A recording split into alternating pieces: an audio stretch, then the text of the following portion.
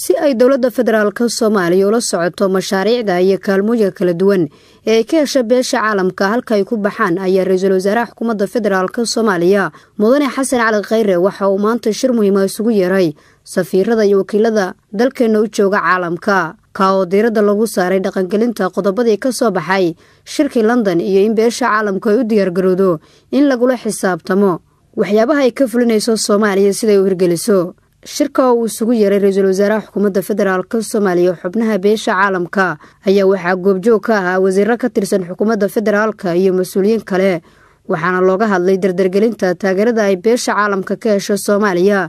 isla markaana aysan xukuumaddu aqbali doonin in dawlad kasta ay dalka ka fuliso mashruuca ay rabto ra'iisul wasaaraha xukuumadda federaalka Soomaaliya Mudane Xasan Cali Khayre oo la hadlay safiirada iyo wakiiladii ka socday beesha caalamka ayaa tilmaamay in dawladda Soomaaliya ay bilowday qorshe ballaaran oo lagula xisaabtamayo mashaariicda kala duwan ee dalka ka fuliyaan beesha caalamku inay ku salaysan yihiin baahida dadka Soomaaliyeed isla markaana ay meesha ka baxay dhaqankii hore ee caalamku Soomaaliya kula dhaqmi jiray wasiirka wasaaradda warfaafinta ee xukuumadda federaalka Soomaaliya Injineer Cabdiraxmaan Cumar Cusmaan Yariisow oo la hadlay warbaahinta qaranka ayaa sharaxaad ka bixiyay ahmiyadda kulankan uu lahaa dhaqaalaha ay bixiyaan baahida dawladda lagu saleeyo oo aysan noqonin hay'ad ama muxuu ahaa wadanka taageeray inuu isaga mashruuc u rabo fuliyo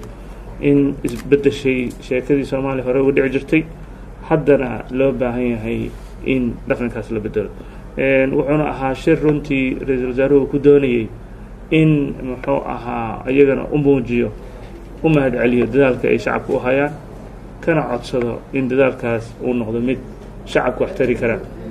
ra'iisul wasaaruhu wuxuu aad ugu cadeeyay uguna celceliyay beesha caalamku in waqtigii isla xisaabtanka ay dawladda diyaar u tahay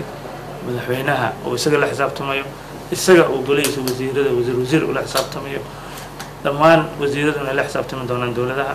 oo dhaqankii hore uu bedelay sidaas darteed wuxuu aad iyo aad ugu celceliyay ka codsaday in Soomaaliya diyaarta in la xisaabtamo shacabka Soomaaliyeed iyo dawladdan ay rabaan in beesha caalamka la xisaabtamo oo shilin kasta ay bixinayaan dawladda iyo shacabka la ogeysiiyo sidoo kale wasiirka maaliyadda oo goobta joogay wuxuu cadeeyay bil walba inuu soo bandhigi doono shilin walba oo soo gala dawladda iyo sidoo ku baxay shacabkana ay ogaanayaan wixii su'aalana ay weydiin doonaan taasna ay tahay dhaqanka cusub ee dawladnimada ee madaxweyne Farmaajo iyo ra'iisul wasaare Khayre ay ku soo kordhiyeen beesha caalamkuna maanta fariintii ugu adkeyd loo dirin aad bay u qaateen oo ahayd waa in la xisaabtameena shirkan uu maanta isugu yeeray ra'iisul wasaaraha xukuumadda federaalka Soomaaliya xubnaha ka socday beesha caalamka ayaa qayb ka ah qorshaha isla xisaabtanka ay wado dawladdu si sare loogu qaado hanaanka dawladnimada Soomaaliya Nasr Bashiir Cali warbaahinta qaranka magaalada Muqdisho.